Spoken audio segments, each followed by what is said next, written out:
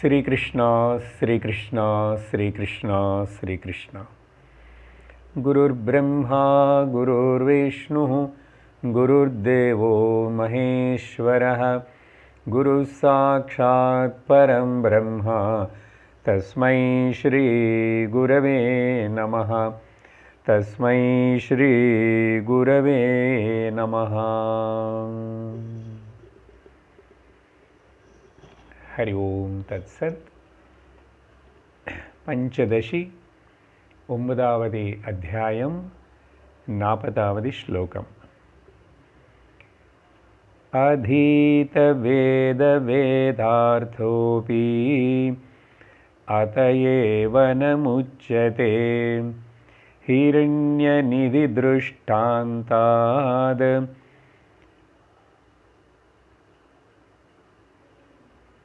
हिरण्यनिधि दृष्टान्तादि इमे दृष्टान्तादि दृष्टान्त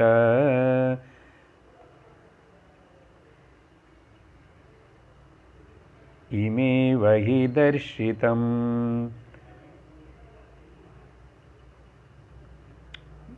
சரி, அர்த்தம் சொல்லும் போது கரெக்ட் பண்ணிக்கிறோம். இங்கே ஒரு சந்தி பிரிண்டிங் மிஸ்டேக் அது இருக்கு.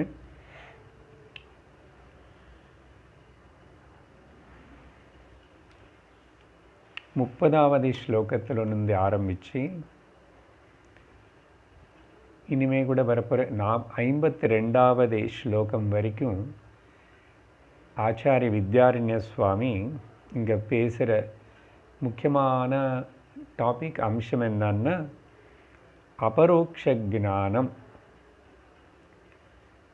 அபரோக்ஷ ஞானம் என்பது மகாவாக்கிய விசாரணத்தினால ஏற்படும். அப்புறம் பரோக்ஷ ஞானம் வந்து அவாந்தர வாக்கிய சிரவணத்தினால ஏற்படும். விசாரணன்னு சொன்னாலும் சிரவணம்னு சொன்னாலும் அர்த்தம் என்னன்னா பரோக்ஷ ஞானமும் அபரோக்ஷ ஞானமும் ரெண்டையும் சிரவணத்தினால மட்டுமே ஏற்படும். சிரவணத்தினால அப்படின்னு சொன்னால் சிரவணத்தினால நமக்கு முதல்ல இன்ஃபர்மேஷன் கிடைக்கிறது. இங்கே கிடைக்கிற இன்ஃபர்மேஷன் வந்து எந்த மாதிரி இன்ஃபர்மேஷனும் எது பிரமாணமாக வச்சுக்கிட்டு இந்த இன்ஃபர்மேஷன் நமக்கு கிடைக்கிறதுன்னு பார்க்கும்போதும் இந்த இன்ஃபர்மேஷன் வந்து லௌகிக தார்க்கிக தர்க்கமுக்கு சம்பந்தப்பட்ட சயின்டிஃபிக் விஷயம் இல்லை. இதுக்கு வந்து பிரமாணம் வேதம். ஸோ ஒரு இன்ஃபர்மேஷன் வந்து அது சத்தியமாக இருந்திருந்தால் அது வந்து எனக்கு அந்த இன்ஃபர்மேஷன் வந்து அறிவு கொடுக்கணும். அப்போது வேதத்துடைய இந்த உபதேசம் மகாவாக்கிய உபதேசம் வந்து அது சத்தியமாக இருக்கும்போது ஃபேக்டாக இருந்தால் அகம் பிரம்மாஸ்மி ஞானம் எனக்குள்ளே ஏற்படணும், அந்த தெளிவு ஏற்படணும். ஆனால் இந்த தெளிவு எல்லாருக்கும் ஏற்படுறதில்லை. ஆனால் சில பேருக்கு ஏற்படுறது கேட்கும்போதே, கேட்டதுக்கு பிறகு. அதுக்கப்புறம் மகா வாக்கிய விசாரம் முக்கியமாக அதில் இது ஏன் ஏற்படுறது இல்லை சில பேருக்குன்னு சொல்லும்போது தான் 3 வகையான பிரதிபந்தங்கள் இருக்கு. இந்த அபரோக்ஷ ஞானம் ஏற்படாமல் இருக்கிறதுக்குன்னு சொல்லி 3 என்னன்னா, ஒன்று வந்து பூத காலத்தில் நடந்த விஷயங்கள், இப்போ வர்த்தமான காலத்தில் இருக்கிற சில விஷயங்கள், இல்லை பாவி காலத்தில் நடக்கிற சில விஷயங்கள் அப்படின்னு சொல்லி வித்யாரண்ய சுவாமி வந்து இந்த இடத்துல 39-40 ஸ்லோகங்கள் இங்கே எங்கேருந்து எடுத்துகிட்டு இந்த விஷயத்தின்னு சொல்கிறாரு அப்படின்னா, அன்றைக்கே நம்ம சொல்லியிருக்கோம். பாஷ்யக்காரர் சங்கராச்சாரியருடைய பிருதாரண்ய பாஷ்யத்துக்கு வார்த்திக ஏதுன்னு அவருடைய சிஷ்யர் சுரேஸ்வராச்சாரியர். பகவான் வந்து பிருஹதாரண்யத்துக்கு பாஷ்யம் எழுதும்போது பிராரம்பத்தில் எப்பவுமே அனுபந்த பாஷ்யம் எழுதுவாங்க. ಅನುಬಂಧ ಭಾಷ್ಯಮನ್ನು ಇದು connecting to the previous topic ஆறு எப்படி இந்த விஷயத்தினை சம்பந்தப்படுத்துறது இங்கே படிக்க போகிறதுன்னு சொல்லி அனுபந்த பாஷ்யம் ரிலேஷன்ஷிப்பு. அதுக்கு சங்கரர் வந்து ஒரு 1.5 பேஜ் எழுதியிருக்காரு. ஆனால் அந்த 1.5 பேஜிலோ சங்கரர் எழுதின பாஷ்யத்துக்கு அனுபந்த பாஷ்யத்துக்கு சுரேஸ்வராச்சாரியரும் 1000 ஸ்லோகங்கள் எழுதினார்.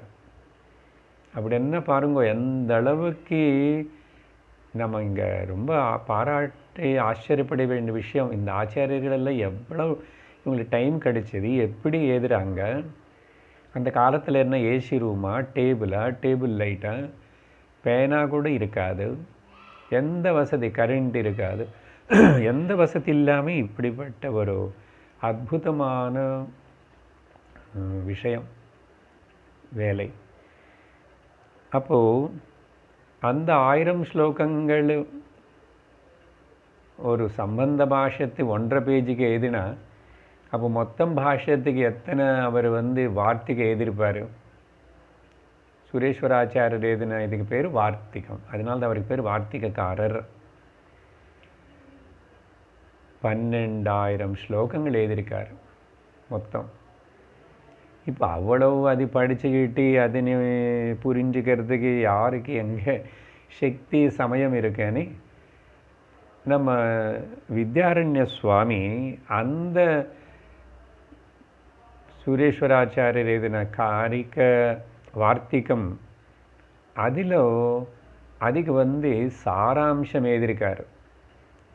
அது கூட அந்த அனுபந்த பாஷ்யத்துடைய அனுபந்த பாஷ்ய காரிக்க அனுபந்த பாஷ்ய வார்த்திகையோட சாராம்சம் எழுதியிருக்கார் நம்ம வித்யாரண்ய சுவாமி.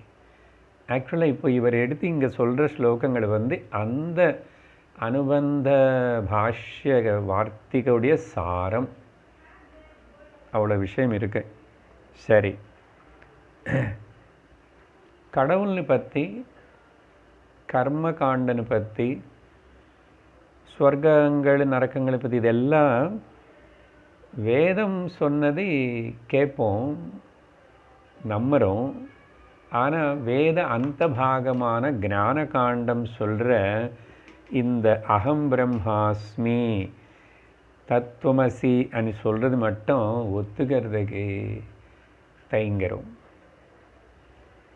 அது ஏன் அப்படின்னா அது ஏதோ ஒரு பிரதிபந்தம்னு சொல்லி தான் இந்த டாபிக் நம்ம விசாரணை பண்ணிகிட்ருக்கிறோம். அப்படி இருக்கிற பிரதிபந்தங்கள் இப்போ 3 అనేది சொல்லியிருக்காரு. சொன்னதுக்கு பிறகு இப்போ 40வது ஸ்லோகம் நம்ம பார்த்து முடித்தது என்னன்னா ஒரு உதாரணம் கொடுக்குறாரு. இங்கே இந்த பிரதிபந்தம் అనేది 3 இருக்கு, அதை பற்றி அப்புறம் விவரிப்பார். இங்கே வந்து சாந்தோக்கியோபனிஷத்தில் சொல்லப்பட்ட ஒரு திருஷ்டாந்தம் அது இங்கே இந்த 40வது ஸ்லோகத்தில். அது என்னன்னா அன்றைக்கே நான் சுருக்கமாக சொல்லியிருக்கேன். ஒரு பிச்சைக்காரன் இல்லைன்னு ஒரு ஏழன், அவன் எங்கே தங்குறானோ ஒரு சின்ன குடிசையோ இல்லைன்னா எங்கே உட்கார்ந்துட்டு பிச்சை கேட்குறானோ அந்த உட்கார்ந்த இடத்துலையே அவர் இருக்கிற இடத்துல அதுக்கு கீழே பூமியில் நிறைய பொக்கிஷம் இருக்கு. ஆனால் அவனுக்கு தெரியாது. அது தெரியாதனால பிச்சை எடுத்துக்கிட்டு அவனோட வாழ்க்கையை நடத்துறதுக்கே கஷ்டப்படுறான். அப்புறம் ஒரு மகாத்மா வந்து ஒரு குரு வந்து யாரோ, அப்போ நீ இவ்வளவு கஷ்டப்பட்டு பிச்சை எடுத்துக்கிறையே, நீ நிற்கிற இந்த இடத்துலையே இருக்கிற இடத்துல கீழே நோண்டி பாரு, அதில் நிறைய பொக்கிஷம் இருக்குன்னு அவருக்கு எப்படியோ தெரிஞ்சது சொன்னார். இந்த ஆள் சொல்கிறாரு, சுவாமி இந்த இடத்துல இங்கே எங்கள் கொல்லு தாத்தா கிட்டேருந்து இங்கே தான் வாழ்ந்து இப்படி தான் இருந்து இங்கே பிச்சை எடுத்துகிட்டு இருக்கிறோம், நீங்கள் என்ன இப்போ புதுசாக சொல்கிறீங்க அப்படின்னு வாதிக்கிறான். தவிர அப்புறம் எப்படியோ இவர் சொல்லிட்டு நீ பாரு, நீ எழுந்திரிச்சு அந்த தோண்டி பாருன்னு. அப்புறம் பார்த்த பொக்கிஷம் இருக்குது.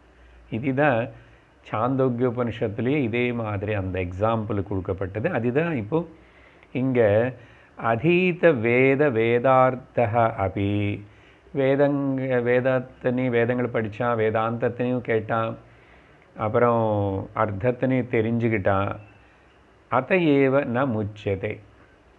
ஆனால் அப்போ கூட இந்த பந்தங்கள் అనేది போக மாட்டேங்குது.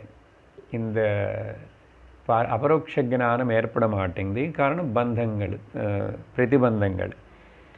எப்படின்னு சொன்னால், இதோ ஹிரண்யநிதி திருஷ்டாந்தாதி இதமேவஹி தர்ஷிதம். அங்கே அது அப்படி தான் பிரிச்சுக்கணும். ஹிரண்யநிதி திருஷ்டாந்த ஆதி எக்ஸெட்ரா அந்த மாதிரி உதாரணங்கள் பல இடத்துல சொல்லப்பட்டிருக்கு. இந்த மாதிரி இதமேவ இந்த விஷயத்தினை குறிக்கிறதுக்காக தான் அப்படிப்பட்ட அந்த உதாரணம் சொல்லப்பட்டிருது. தர்ஷிதம் ஸ்ருதியில் சாந்தோக்கிய உபனிஷத்தில் இருக்கு. அப்படின்னு சொல்லி 40வது ஸ்லோகத்தை முடிச்சதுக்கப்புறம் இன்னைக்கு 41 படிக்கிறோம்.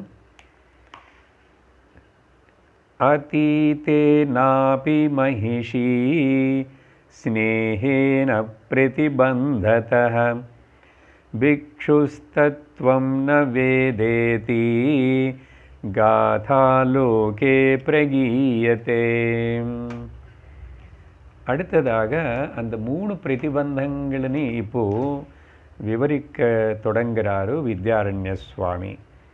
அதில் 3 பிரதிபந்தங்கள் என்னன்னேது ஜஸ்ட்டு பேர் மட்டும் சொல்லியிருக்காரு. பூதகால பந்தம், வர்த்தமான கால பந்தம் பிரதிபந்தம், பவிஷ்ய கால பிரதிபந்தம். இப்போ முதல் இங்கே பூதகாலம் அப்படின்னா நடந்து போன பாஸ்ட் டென்ஸு, அதோடைய பிரதிபந்தம். அது எப்படின்னா ஒரு உதாரணம் கொடுக்குறாரு. இது உதாரணம் லோகத்தில் நிறைய லோக்கலாக என்ன சொல்கிறது, விவகாரத்தில் இந்த உதாரணம் மாதிரி பல புராணத்திலேயோ கதைகள் அங்கெங்கேயோ லோகத்தில் நடந்த விஷயங்கள் இருக்கு. இது பிரபலமாக பேசுவானே மக்களுக்கு தெரியுமே. என்ன உதாரணம்னு சொன்னால், இங்கே நான் உதாரணம் என்ன விஷயம் சொல்கிறாருன்னு சொல்லி முடிச்சு விட்றேன். அப்புறம் அர்த்தம் புரிஞ்சு போயிடும். என்னன்னா, ஒரு காலத்தில் ஒரு இடத்துல ஒரு ராஜா இருந்தார். அந்த ராஜாக்கு எப்படியோ விவேகம் வைராக்கியம் ஏற்பட்டுட்டு அப்புறம் அவர் ஒரு பிக்ஷு ஆகிட்டார். சந்நியாசம் எடுத்துக்கலாம்னு சந்நியாசம் எடுத்துக்கிட்டு வந்தார். ஒரு குரு கிட்ட ஆசிரமத்துக்கு வந்தார். குரு கிட்ட ஆசிரமத்துக்கு வந்ததுக்கு பிறகு கூட அவருக்கு குரு செய்கிற உபதேசங்கள் எல்லாம் கேட்டுட்டு இருந்தால் கூட அவருக்கு மனசில் என்னதான் பிரபலமாக தடமாக இருக்கு, ஆப்ஸ்டிக்கலாக இருக்கு, பிரதிபந்தமாக அப்படின்னு சொன்னால், இவருடைய பாரிய ராணிக்கு சம்ஸ்கிருதத்தில் மகிஷி, மகிஷி அப்படின்னு சொல்லப்படும். மகிஷி, பட்ட மகிஷின்னு சொல்லுவாங்க, பெரிய ராணின்னு சொன்ன மாதிரி. அப்போது மகிஷி, அந்த ராணி அவங்களுடைய அழகு, அவங்களுடைய இது அதெல்லாம் பிக்ஷுவாக சந்நியாசம் எடுத்துக்கிட்டு வர தவிர அவருடைய அழகான பாரிய அந்த குவீன் ராணி மனசில் வந்துட்டே இருக்கு. அது மேலே மனசு சிந்திச்சுட்டு இருக்கும்போது குரு சொல்கிற இந்த எவ்வளோ வேதாந்தம் உபதேசம் அதெல்லாம் கேட்டுட்டு இருந்தால் கூட ஒன்றும் நிற்க மாட்டேங்குது. இது என்ன பிரதிபந்தம்? பாஸ்ட் நடந்தது, முடிஞ்சு போச்சு, அவர் அதெல்லாம் விட்டுட்டு வந்தார். ராணி உயிரோடு இருக்கானா இல்லையா தெரியல, குழந்தைகளுக்கிட்ட விட்டுட்டு வந்தாரா என்னமோ ஆகிடுது. இவர் மொத்தத்தில் அந்த பாரிய ராணினை பற்றியே நினச்சிட்டு இருக்கிறதுனால இது பிரதிபந்தமாக இருக்குது இவனுக்கு. இப்படி பிக்ஷுவாக வந்ததுக்கு அப்புறம் கூட இப்படிப்பட்ட கதை லோகத்தில் பிரசித்தமாக தானே இருக்கே. இப்போ பதத்துடைய அர்த்தம் பாருங்க, நான் இன்னும் கொஞ்சம் அப்புறம் விவரிக்கிறேன். என்ன சொல்கிறார் பாருங்க. அதீதேனாபி, அதீதேனா ரொம்ப ரொம்ப காலத்துக்கு முன்னாடி பாஸ்டில் நடந்த விஷயமாக இருந்தால் கூட மகிஷி அந்த குவீன் ராணி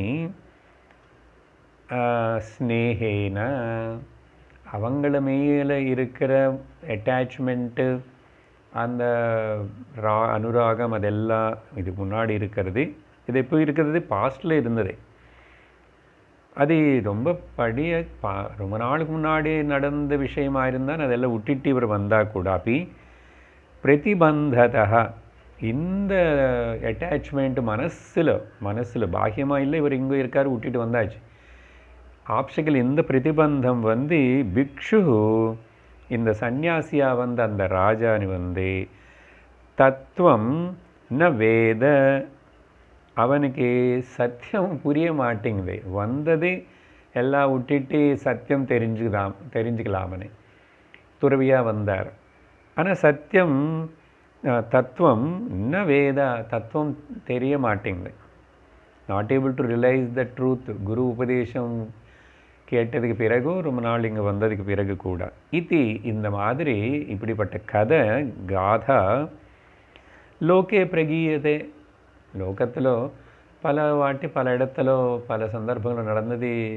சாதாரணங்க பேசுகிற விஷயந்தானே. என்ன சாதாரணமாக அப்படி பேசினாருன்னா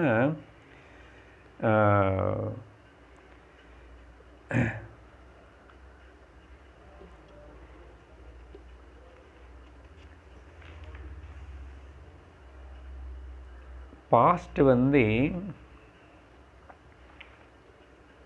அட்டாச்மெண்ட், அதுதான் என்ன சொல்கிறோம், ட்ராப்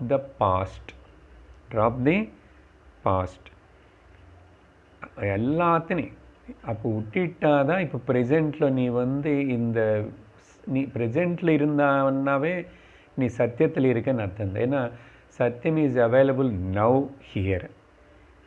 ஆனால் பாஸ்ட் అనేది எங்கே இருக்கு, திருஷ்ய பிரபஞ்ச விஷயம் பற்றி, மித்யா பிரபஞ்ச விஷயந்தானே. இது இன்னொரு உதாரணம் தேவி மகாத்மியத்தில் கேட்டிருக்கோம், ஞாபகம் இருக்கும் உங்களுக்கு. தேவி மகாத்மியத்தில் அங்கே ஒரு ராஜா, அவருடைய பேர் சுரதா. அப்புறம் ஒரு வியாபாரி, அவர் பேர் சமாதி.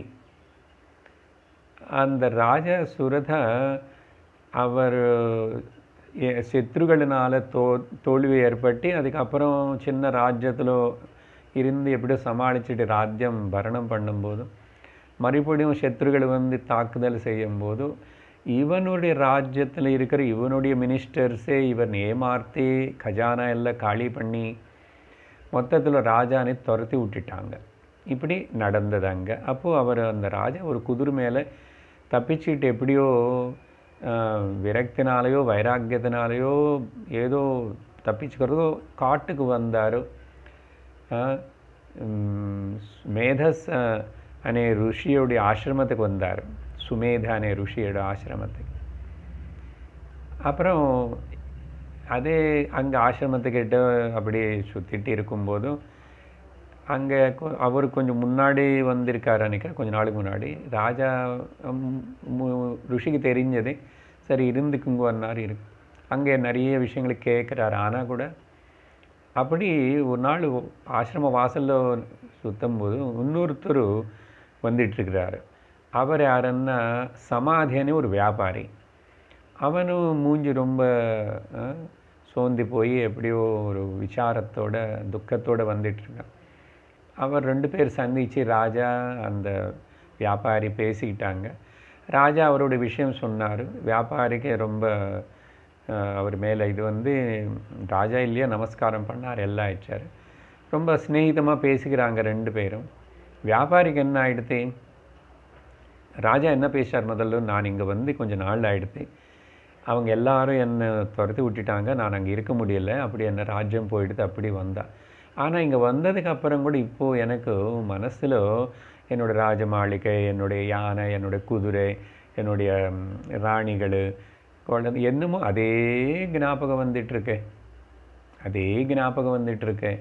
மனசில் வேறு எதுவுமே இங்கே ஆசிரமத்தில் குரு சொல்கிறது எதுவுமே கேட்கல. இவர் வியாபாரி கூட கிளம்பி கொஞ்ச நாள் ஆகிடுது.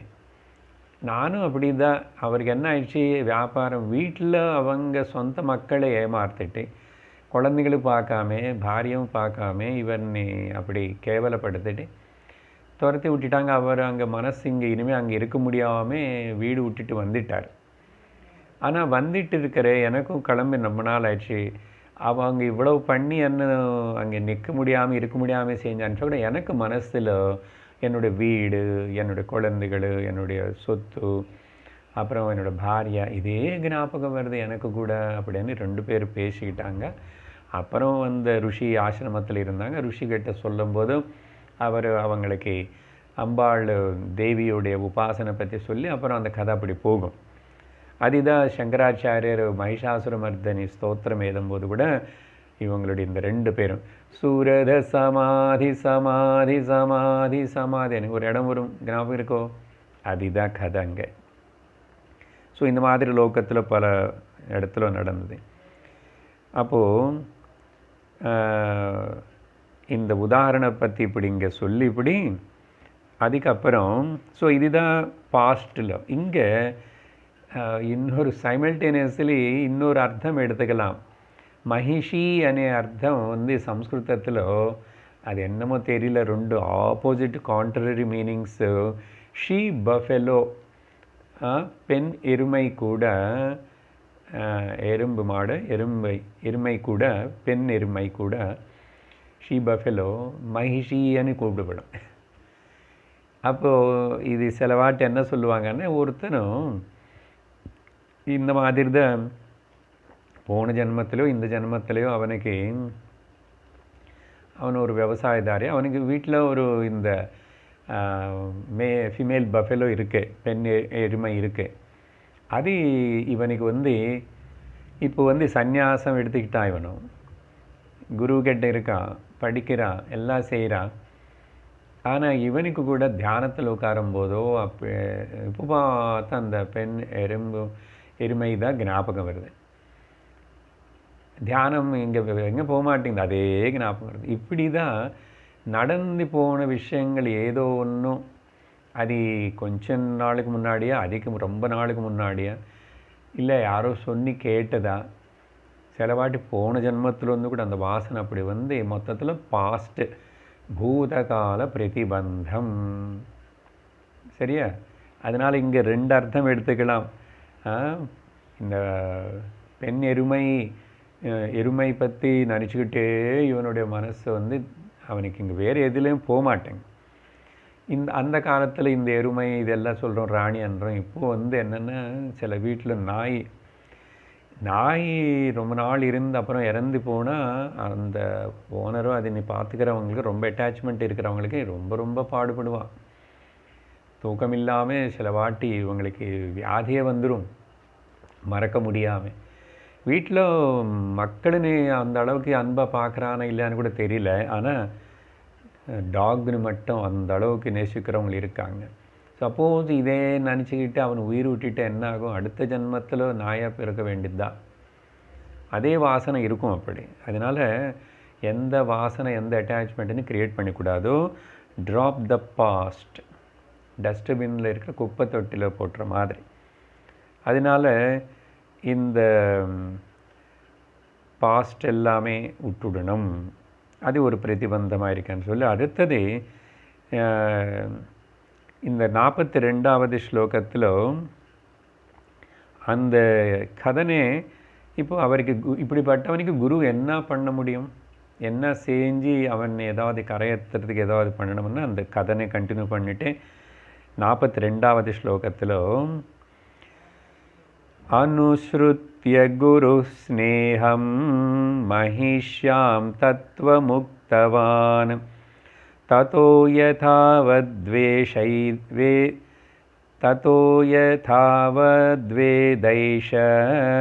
பிரதிபந்தஸ்ய சம்சயாத். அந்த சிஷ்யனுக்கு குரு வந்து என்ன சாதனை கொடுத்துட்டு என்ன பண்ண சொல்லுவாருன்னா, இது கொஞ்சம் ஒரு யூனிக் சாதனை. பதத்தோட அர்த்தம் பாருங்க. முதல்ல குருஹு ஸ்நேகம் அனுசுருத்திய, இந்த சிஷ்யனுக்கு இருக்கிற அந்த அட்டாச்மெண்ட் அபவுட் தி ராணி பாரிய இல்லை பெண் எருமை மகிஷிய, மகிஷி. அது தெரிஞ்சுக்கிட்டு இந்த மகிஷாம் பஃபெலோ ஆர் குவீன். அப்போ டீச்சர் என்ன பண்ணுறாரு, தத்துவம் உக்தவான், அதினி வச்சுட்டு கேட்டார், பேசிட்டார். உனக்கு என்னப்பா மனசில் ரொம்ப டிஸ்டர்ப் பண்ணுறது, எதை பற்றி நினச்சிக்கிறேன், என்ன நான் சொல்கிறது ஏதாவது புரியுறதான்னு இவங்க ஃப்ராங்காக சத்தியம் உண்மை சொன்னான். அதனால அப்போ குரு அதுக்கு தகுந்த மாதிரி அப்போ அது எது உனக்கு பிரதிபந்தமாக இருக்கின்றனதோ அதோடைய தத்துவத்தினை நீ உக்தவான், அது நீ விசாரணை பண்ணும். அது எந்த அளவுக்கு சத்தியம், எந்த அளவுக்கு நித்தியம், என்ன இருக்குது அதில்னு அதை பற்றி அனலைஸ் பண்ணலாமே. என்ன அதை பற்றி அனலைஸ் பண்ணுறது, அந்த பிரதிபந்தம். இப்போ அந்த ராணி ஒரு பாரிய சொல்கிறான், அது நாமரூபம் தானே. ஷரீரம் நினச்சி பாரு, அந்த ஷரீரம் பஞ்சபூதங்கள்னால் செய்யப்பட்ட உடல். அப்போது அந்த நாமரூபங்களும் பஞ்சபூதங்களினால் செய்யப்பட்டது. எல்லா ஜந்துடைய சரீரம் அப்படி தான் செய்யப்பட்டது. மாம்சம், ரத்தம், எலும்பு, இந்த மாதிரி சப்த தாதுகளினாலையும் இதெல்லாம் செய்யப்பட்டது ரத்தம். அப்போது அது நீ ஆராய்ச்சி பண்ணி அனலைஸ் பண்ணி பாரு. எப்படி அது பஞ்ச கோஷங்களுடைய காம்பினேஷன் அணி, அது 3 அவஸ்தைகளுக்கு அடிமையாக இருந்து ஓடிட்டுருக்கனே. அப்புறம் அது ஒரு காலத்துக்கு முன்னாடி இல்லை, ஏதோ ஒரு சமயத்தில் பிறந்ததுன்னு, ஆனால் அதுக்கப்புறம் கண்டிப்பாக இது இறந்து போகும் அப்படின்னு சொல்லி, அப்போ அது மேலே இருக்கிற எப்படிப்பட்ட ஒரு அனுராகம் இருந்தால் கூட அதெல்லாம் சும்மா பிரம தவிர, அனி நீ தத்துவ விசாரம் அந்த ஆப்ஜெக்ட் மேலே பண்ணும், மித்யாத்வ நிச்சயம் பண்ணும். நாமரூபங்கள் அந்த பஞ்சபூதங்கள் உடல்னு மித்யா, இதே அதுக்கு போய் நானே இந்த அளவுக்கு என்னோடய சரீரம் அப்படி தான், அடுத்தது அப்படி பண்ணணும். இல்லைன்னு இன்னும் சரீரம் கூட பாரு, எவ்வளோ நாளைக்கு நீ அவங்களே நினச்சிட்டு இருந்த நீயா இருக்க போகிறீங்க, அவங்கள இருக்க போகிறாங்க எல்லாரும், அவங்க வந்தபடியில் அவங்க போக வேண்டியதா. அப்போது விசாரணை பண்ணும், நீ யார் நிஜமா, உன்னுடைய ஸ்வரூபம் என்ன, நீ இதுக்கு போன ஜன்மத்தில் வேறு சரீரத்தில் எங்கோ இருக்கே, அப்போ யார் பாரியோ யார் என்னமோ தெரியல. இப்போது இது எனக்கு ரொம்ப ரொம்ப வேணும், அது என்னை விடமாட்டேங்குது, என் மனசில் இருக்கிற மனசில் தானே, சும்மா பாவத்தில் தானே. நீ பாவத்தில் வச்சுக்கிட்டா கூட நிஜமான பாஹ்யமாக இருக்கிற அந்த வஸ்து இறந்து நசிஞ்சு போகிறது. அப்படின்னு சொல்லிட்டு நீ இந்த சத்தியத்தினை கவனிச்சுக்கோ அப்படின்னு குரு இந்த மாதிரி அந்த எது பிரதிபந்தமாக இருக்குதோ அதை பற்றி அனலைஸ் பண்ணணும். இதுதான் சாதனை. நம்ம கூட யாருக்கு என்னென்ன பாஸ்ட் பிரதிபந்தங்கள் மனசில் உறுத்துறதோ தொந்தரவு பண்ணுறதோ தத்துவ விசாரம் செய்கிறதுக்கு வேதாந்த சிரவணத்தை தடமாக இருக்குன்னு அது கவனித்து அது அப்போ தானே நீக்கணும். அதுக்கு தான் பகவான் ஆதிசங்கரர் பஜகோவிந்தத்தில் சொன்னார். முக்கியமாக இந்த சரீரம், ஸ்திரீ, புருஷ, இந்த அட்ராக்ஷன் இது பற்றி சொல்லும்போது, நாரீஸ்தனபர நாபீதேஷம் திருஷ்ட்வா மாக மோகாவேஷம் ஏதன்மாம்சவசாதி விகாரம் மனசி விசிந்தய வாரம் வாரம். மறுபடியும் மனசில் சிந்தனை பண்ண, எந்த தேகம் மேலே உனக்கு அட்ராக்ஷன் இருக்குது அது என்ன தெரியுமா, அது கொஞ்சம் அப்படி கீறி பார்த்தா உள்ளெல்லாம் மாம்சம், ரத்தம், சதை, எலும்பு இப்படி தான் இருக்குது, மலமூத்திரங்களோட பாண்டாரமாக இருக்குது. அப்போது இது சிந்திச்சு, அதனால் மாம்சத்துடைய விகாரமே தவிர மேலே இருக்கிற ஸ்கின் லெவல் பியூட்டின்னு பார்த்து ஏமாந்து போகாதன்னு அங்கே பஜகோவிந்தத்தில் ஆரம்பத்திலேயே ஸ்லோகம். அதே மாதிரி இந்த மித்யாத்ம நிச்சயம் பண்ணுறதுக்கு இன்னும் தைரியம் இருக்கா கேட்பீங்களா? தைரியம் இருந்தால் சொல்லுவேன். மரண உபாசனை பண்ணணும். முதல் யார் மேலே நமக்கு அப்படிப்பட்ட ஒரு பந்தம், அட்டாச்மெண்ட் இருக்கின்றனதோ அது யாராவது ஆகட்டும், அந்த சரீரம், அந்த பாரியாவது, அந்த குழந்தாவது, அந்த ஹஸ்பண்ட் ஆவது யாராவது ஆகட்டும், அது மரணிச்சு போயிடும். மரணம் இருக்குது அதுக்கு. சிந்திச்சு பார்க்கணும், இமேஜின் பண்ண. சார் அப்படி சும்மா கல்பனை இமேஜின் பண்ணால் அது நெகட்டிவ் திங்கிங் இல்லையா சார்ன்னு கேட்காதுங்கோ. நம்ம ఆత్మ అనేది ఆత్మ நினச்சிக்காமே நான் శరీரம் நினச்சிக்கினேது நெகட்டிவ் திங்கிங் தான். அதே மாதிரி காணப்படுற சரீரங்கள் எல்லாம் கூட பஞ்சபூத உடல் பாடி மைண்ட் காம்ப்ளெக்ஸ் అని అది பார்க்காம అది பார்த்து சத்தியம் అని நினச்சிக்கிறது அது நெகட்டிவ் திங்கிங் தான். அதனால் நெகட்டிவ் திங்கிங் அப்படின்னு நினைக்க வேண்டாம். மரண உபாசனை பண்ணலாம். நிறைய மகாத்மர்கள் நிறைய ஞானிகளுக்கு அந்த மரணத்தினை ஃபேஸ் பண்ணுறது, நச்சிகேதன் பண்ண மாதிரி, ரமண மகர்ஷி பண்ண மாதிரி face the okay encounter with the death అన్నారులే. వివేకానందర్ వచ్చి పేరు కఠోపనిషత్తుకి encounter with the death. So மரண உபாசனை தைரியம் இருக்கணும். மரணம் பற்றி சொன்னாவே பயப்படுறவங்களுக்கு இங்கே இடம் கிடையாது வேதாந்த வகுப்பில். இங்கே ரொம்ப அழறவங்களுக்கு, எமோஷ்னல் ஆகிறவங்களுக்கு அதெல்லாம் எவ்வளோ நாளைக்கு. అది భక్తిలో భాగవతం కథలో పర్వాలే, అళ్ళు కన్నులో జలం வரட்டோன்னு எமோஷ்னலி ஸ்ட்ராங்காக இருக்கிறவனுக்கு அதுதான் சொன்ன தைரியம் இருக்கா கேட்கறதுக்கு. அதே மாதிரி நம்முடைய சரீரத்து மரணம் பற்றி கூட, மரணம்னா மரண அனுபவம் இது முன்னாடி இல்லை. மரணம் பற்றி உபாசனை பண்ணணும், சிந்திக்கணும்னு என்ன அர்த்தம்? என்னை முன்னாடி எத்தனை சரீரங்கள் எங்களோட அம்மா அப்பா தாத்தா அம்மா அப்பா பாட்டி எல்லாரும் சரீரங்கள் போயிடுது. அந்த மாதிரி இந்த சரீரம் கூட பஞ்சபூதங்களோட போய் கலந்துக்கும். அதனால் மரணிக்கதே நான் இல்லாமல் ஆயிடுறேன்னு பயப்படுறதுக்கு ஒன்றும் இல்லை. சரீரம் பஞ்சபூதங்கள், பஞ்சபூதங்களோட கூட போய் சேரும். ஜீவானேது இருந்துச்சுன்னா கண்டினியூ ஆகும். பரமாத்மான்னா ஒன்றும் ஆகலை. நீ எப்படி எடுத்துக்கிட்டா கூட இங்கே ஒன்றும் ஆகலை. எதுக்கு அது அப்படி தான் இருக்குது. நீ பரமாத்மான்னு தெரிஞ்சுக்கோ. நீ ஜீவனு கிடையாது, உடம்பு கிடையாது.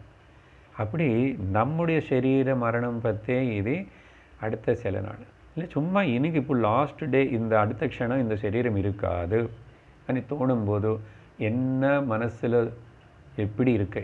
தைரியமாக நீ ஆத்மனிஷ்டலோ ஆத்மஸ்வரூபமாக நினச்சிட்டு இருக்கியா, இல்லை பயம் வருதா என்னாகுமோன்னு? இது பல வாட்டி வரட்டும். முதல்ல பயம் வரட்டும், பயத்தினை தாண்டி போகணும். ஸோ மரண உபாசனை பண்ணுறது, மரண சிந்தனை பண்ணுறது பயப்படுறதுக்கு முதல்ல பயப்பட்டு அப்புறம் பயத்துலேருந்து தாண்டி வெளியில் வந்து எனக்கு மரணம் இல்லை, அமிர்தமான வஸ்து நானன்னு தெரிஞ்சுக்கணும். அப்போது நீ அமிர்தமானவனும் நீ மரணம் இருக்க நினைக்கிறது, அப்போ அது நெகட்டிவ் தாட் இல்லையா? அப்படின்னா வாழ்க்கை என்பது ஜீவிதம் எல்லாம் நெகட்டிவ் தாட்ஸோடு தான் ஓடிட்டுருக்கு. அதில் போய் நீ திரும்பி சைக்காட்ரிஸ்ட் சொன்ன மாதிரி நெகட்டிவ் அப்படி திங்க் பண்ணக்கூடாது.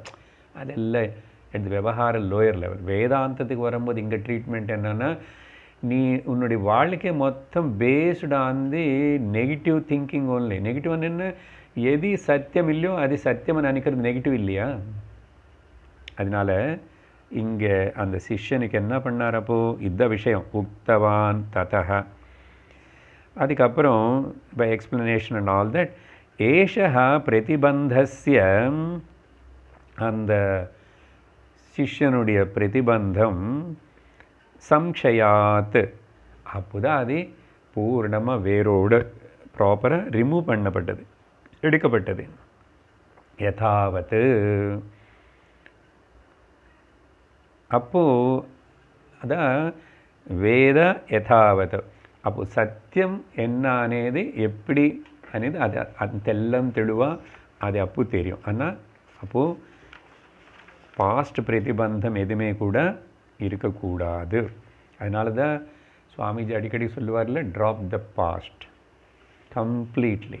நெவர் டிக் பண்ணாது, யார் பற்றினையும் கேட்காது. உனக்கு மனசில் வந்துட்டு அப்பப்போ அதில் வந்து again you come back to the present. அதுக்கு படி நாராயண நாமம் சொல்லு. நாமம் இப்போ சொல்லி நீ சொல்லும்போது நீ இப்போ கேட்டுகிட்டே இருந்தால் நீ ப்ரெசென்ட்டில் வந்தாச்சு. இதுதான் வழி. மனசு பாஸ்ட்டில் ஓடணும்னு ஆசைப்படுற மனசு நீ ப்ரெசென்ட்டுக்கு கொண்டு வரணும்னா இந்த மாதிரி பண்ணணும். அதுக்கு அடுத்தது வந்து இந்த ப்ரெசென்ட்டில் பிரதிபந்தங்கள் இருக்கு. வர்த்தமான காலம் அதை பற்றி சொல்கிறார். இப்போ 43வது ஸ்லோகம் படிக்கிறோம். பிரதிபந்தோ வர்த்தமானஹ மானஹ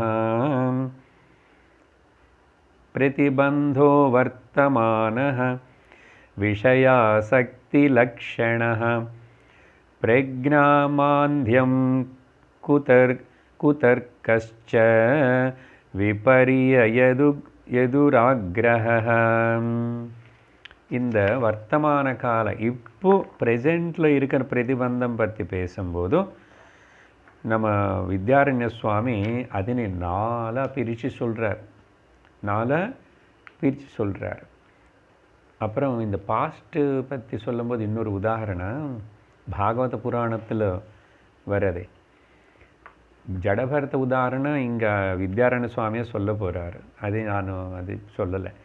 இன்னொன்று சித்திரகேது உபாக்கியானம்னு ஒரு கதை இருக்குது. நான் போயிருக்கோ கேட்டிருக்கீங்க எல்லாரும் பாகவதம். அங்கே நாரதர் அந்த ராஜாவுடைய சின்ன குழந்தை இறந்து போச்சு. வேறு ராணிகள் எல்லாரும் பொறாமைப்பட்டு விஷம் வச்சு கொல்லிட்டாங்க. அந்த ராஜா துக்கத்தில் வெளியே வர முடியாமல் ராணி கூட அப்போது நாரதர் வர வேண்டியதாயிடுச்சு. அங்கே வந்தார். அவர் இந்த துக்கத்தில் வெளியே கொண்டு வரதுக்கு என்ன சொன்னாலும் கேட்க மாட்டான். அப்போது அந்த ஜீவனை கூப்பிட்டுட்டார்ல நாரதரை. கூப்பிட்டுட்டு ஜீவனுக்குடைய நீ தத்துவம் என்னன்னு தெரிஞ்சுக்க பேசி. அப்போ அவங்க அப்பா ரொம்ப அலறாரு. நீங்கள் வந்துடும் இந்த சரீரத்தில் பிரவேசம் பண்ணனா. அந்த ஜீவன் சொல்லிச்சு, அப்பாவா அம்மாவா? எந்த அப்பா என்ன அம்மா? நான் எத்தனையோ சரீரங்களுக்குள்ளே போனால் எனக்கு அங்கே கொசு அம்மா இருக்கேன், பசு அம்மா இருக்கேன், அப்புறம் என்னென்னமோ அம்மா அப்பா எல்லோரும் முடிஞ்சு போயிடுச்சு, நானும் வரல. இப்போ அந்த ஜீவன் அந்த சித்திரகேது ராஜாவுக்கு முன்னாடி அந்த ஜீவனே பேசும்போது அப்போ ராஜாவுக்கு தெளிவு வந்தது. அந்த தத்துவத்தினை ஒழுங்காக கேட்டாச்சு. அதனால தான் நமக்கு பாடம் ஆக்சுவலி நம்ம வாழ்க்கையில் நம்ம யாரு மேலே ரொம்ப விரும்பி நேசித்து பற்று வச்சுக்கிட்டோமோ அவங்களே நமக்கு பாடம் சொல்லி தருவாங்க. அதனால் பற்று என்பது ஒரு பிரமம் மட்டும்தான். Attachment is an illusion. சரி, அந்த உதாரணம் கூட நல்ல இருக்குது பாகவதத்தில். இப்போது ப்ரெசென்ட் பற்றி சொல்லும்போது 4 வகையான பந்தங்கள் இருக்கேன்னு சொல்கிறார். ஸ்லோகம் அர்த்தமே முடிச்சு விட்றோம் முதல்ல, அப்புறம் அது விவரிக்கிறேன். ஒன்று வர்த்தமான பிரதிபந்த. இந்த வர்த்தமான காலத்தில் ப்ரெசென்ட்டில் இருக்கிற என்னென்ன 4? ஒன்று விஷய ஆசக்தி லக்ஷண. இந்த பிரதிபந்துடைய லக்ஷணங்கள் என்ன? விஷயாசக்தி நம்பர் 1, பிரக்ஞா மாந்தியம் 2, குதர்க்கம் 3, அப்புறம் விபரிய துராக்ரஹ 4. இதுதான் அந்த ஸ்லோகம். இந்த 4 இருக்கேன்னு முதல்ல இன்ட்ரடியூஸ் பண்ணுறார். என்ன இந்த 4? ஒன்று ஒன்றா பார்க்குறோம். விஷயாசக்தி லக்ஷண. விஷயாசக்தி விஷயங்கள்னு என்ன அர்த்தம்? இங்கே டூ மச் அட்டாச்மெண்ட்டு நடந்து முடிஞ்சு போனவங்கள பற்றி இல்லை, எங்கோ இருக்கிறவங்கள பற்றி இல்லை. நமக்கு இப்போது இங்கே ப்ரெசென்ட்லேயே நம்மளை சுற்றி இருக்கிற வெட் கார்பேஜ் அண்டு ட்ரை கார்பேஜ். சரியா? அப்படி என்ன? Possessions and relations, things and beings சொல்லியிருக்கோம் இல்லை நிறையா வாட்டி.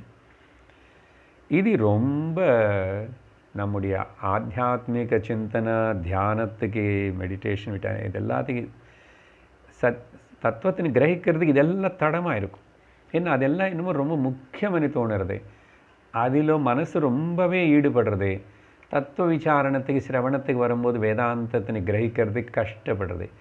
வேதாந்த ஸ்ரவணத்துக்கு அத்வைத்த இந்த ஞானத்துக்கு அபியாசத்துக்கு ரொம்ப ரொம்ப டிட்டாச்சு மைண்டு தேவை.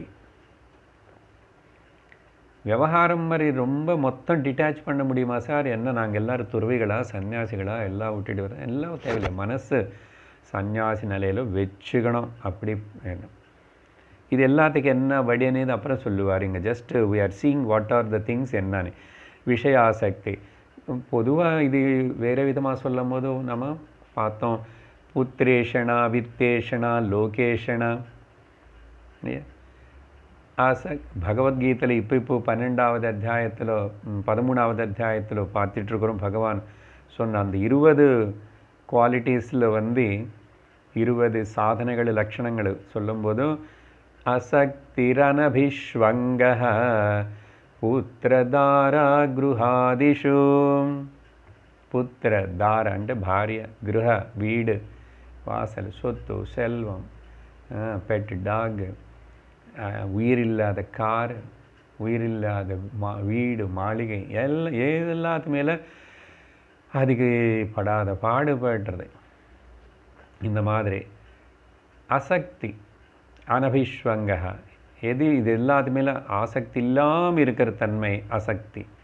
அதுதான் இங்கே இந்த விஷயாசக்தி అనేది விஷயங்களை நம்மளை சுற்றி இருக்கட்டும், நம்ம குடும்பஸ்தனாக இருக்கட்டும், குழந்தைகள் இருக்கட்டும், ஏதோ வேலை செஞ்சோம் முடிஞ்சிட்டோம், இல்லைன்னு வேலை பண்ணிகிட்ருக்குங்க, எல்லாமே அலர்ட்னஸோட இது எதுவுமே விவகாரம் சும்மா இது சத்தியம் இல்லை, இதில் என்னை மனசுని ரொம்ப ஈடுபடுத்தக்கூடாது, அதுக்கு நித்தியத்துவ சத்தியத்துவ புத்தினி கொடுக்கக்கூடாது, அது மித்யான்னு தெரிஞ்சுக்கிட்டு விவகாரம் பண்ணு, விவகாரம் நடக்கும். அது வேறு நல்லாவே நடக்கும். தேவையில்லாத விவகாரம் எல்லாம் கூட நிந்தி போயிடும். நல்லது தானே.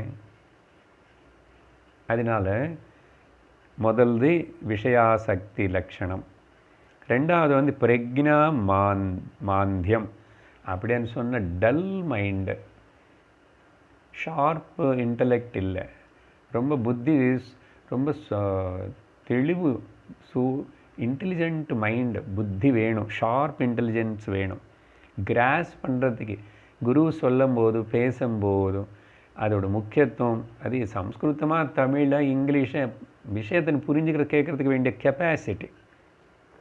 இந்த பிரக்ஞை கூட ஏன் மந்த புத்தி, ஏன் அப்படின்னா நீ சாப்பிட்ற சாப்பாட்டு, நீ பழகிற பழக்கங்கள், நீ பார்க்குற டிவி, செல்ஃபோனு, இப்படி பலதெல்லாம் பண்ணி நீ லோக வித்தியத்தில் எவ்வளவு நீ ரொம்ப ஷார்ப்பு, ரொம்ப கட்டிக்காரனாக இருந்தால் கூட வேதாந்த வித்தியக்கு வரும்போது அந்த அறிவு, அந்த ஷார்ப்னஸ் இங்கே பத்தாது.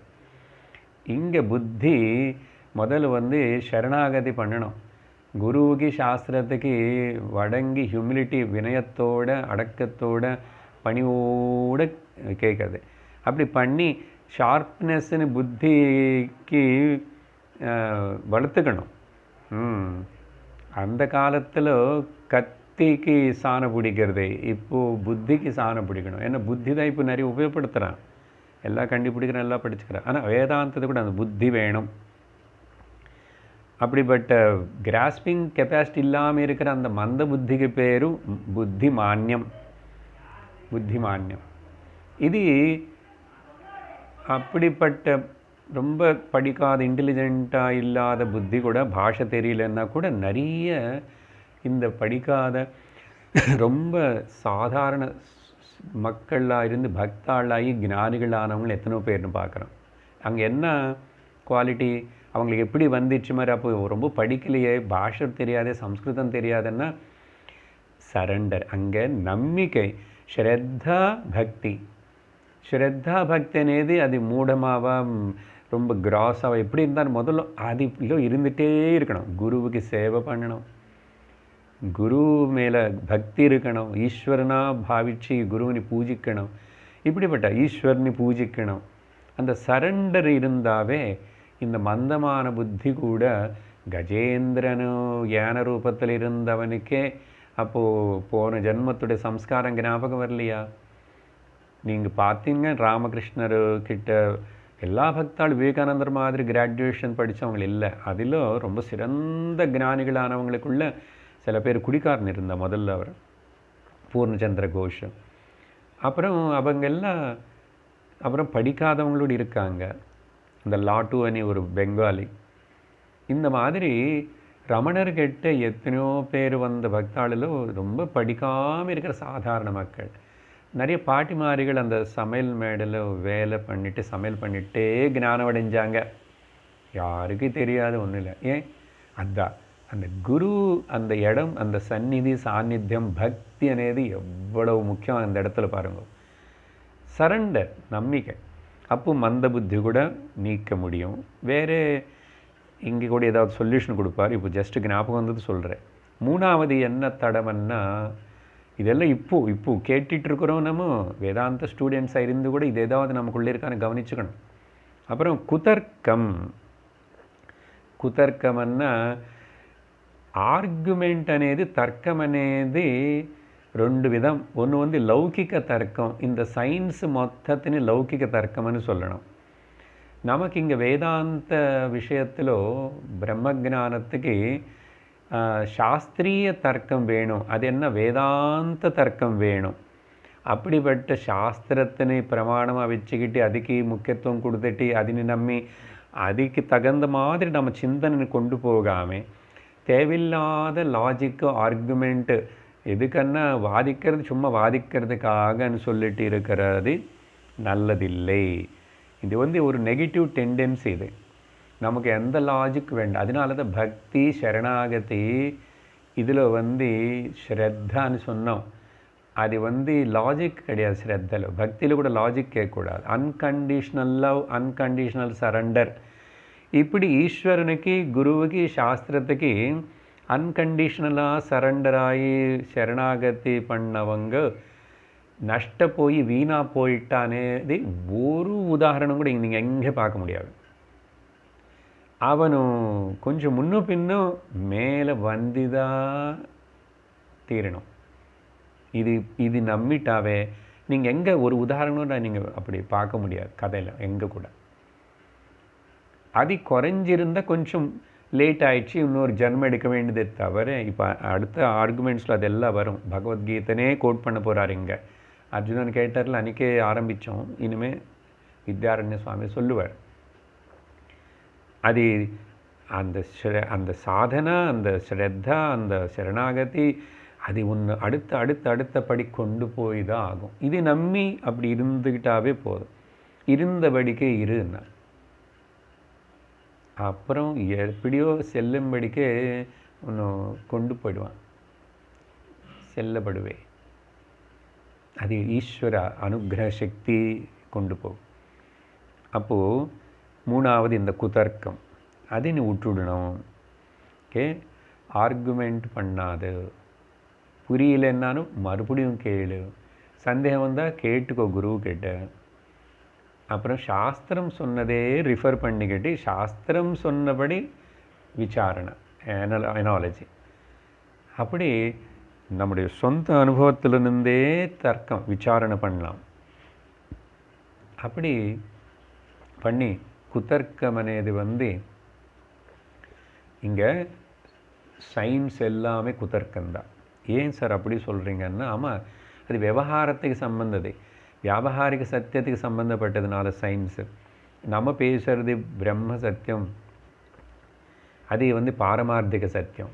இந்த பாரமார்த்திக சத்தியத்துக்கு பிரமாணம் சயின்ஸு கிடையாது.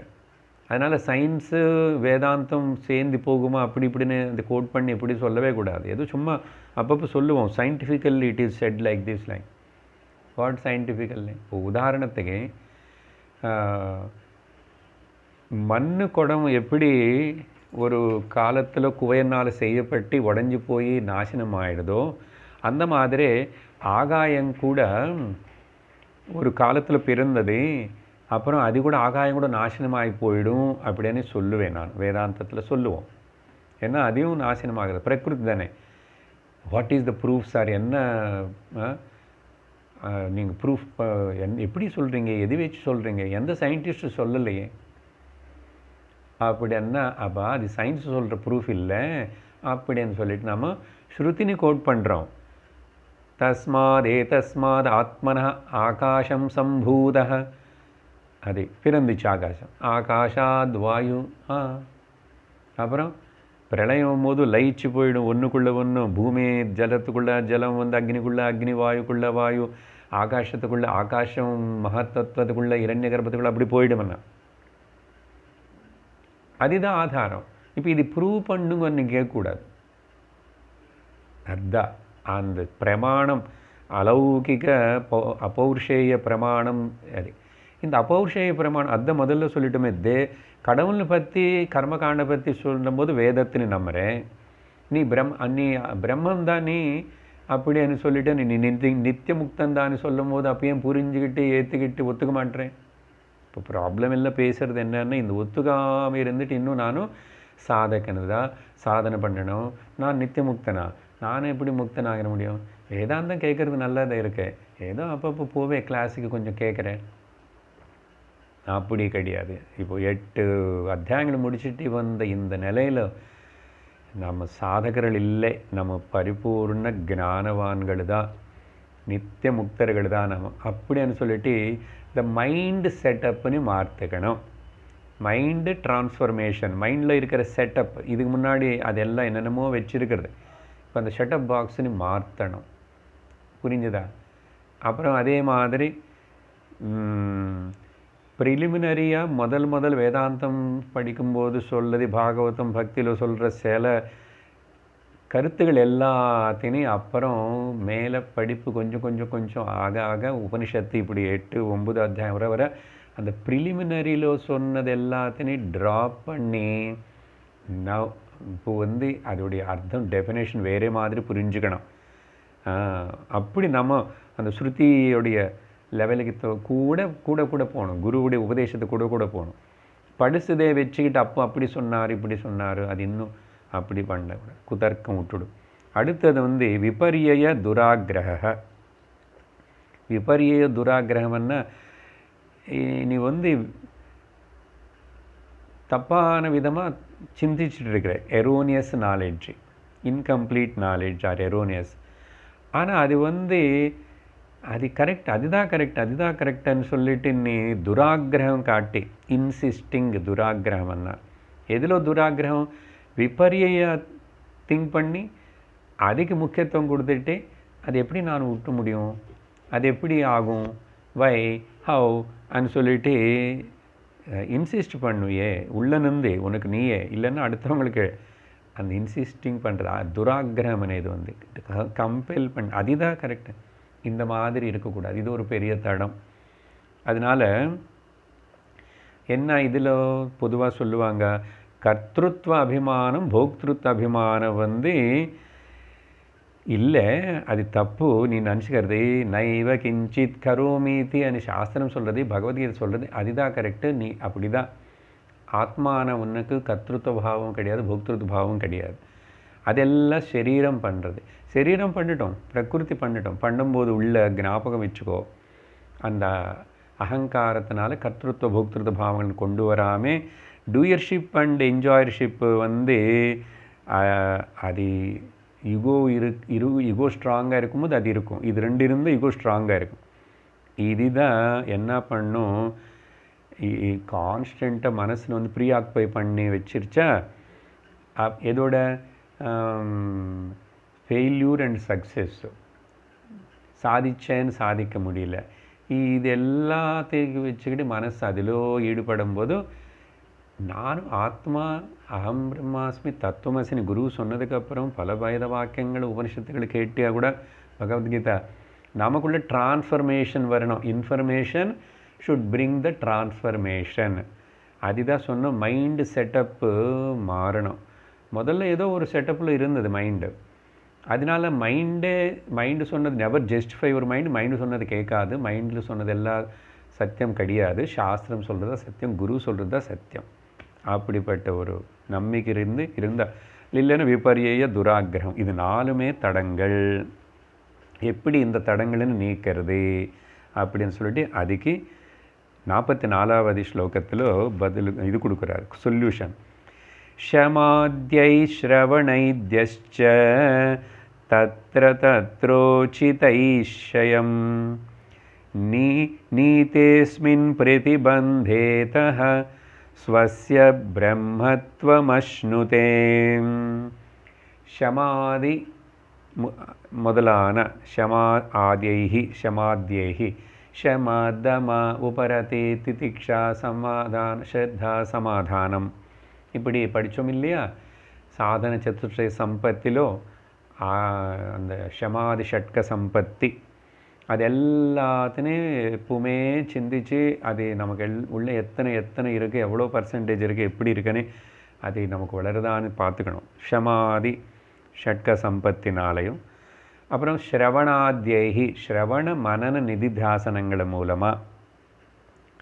அப்போது தத்திர தத்திர அந்தந்தந்த ரெஸ்பெக்டிவ் அதாவது பிரதிபந்தங்கள் எதையாவது இருந்தால் ப்ரெசென்ட் பிரதிபந்தம் பற்றி பேசுகிறோம், அதுக்கு சொல்யூஷன் அந்தந்த ஆப்ஷன்ஸு உச்சிதைகி சரியான பத்ததியில் ஒரு சாதனை அடாப்ட் பண்ணி இல்லை குருக்கிட்டன்னு தெரிஞ்சுக்கிட்டு பேசி இல்லை நான் கேட்கும்போது எனக்கே பதில் கிடைச்சதுன்னா சந்தோஷம்.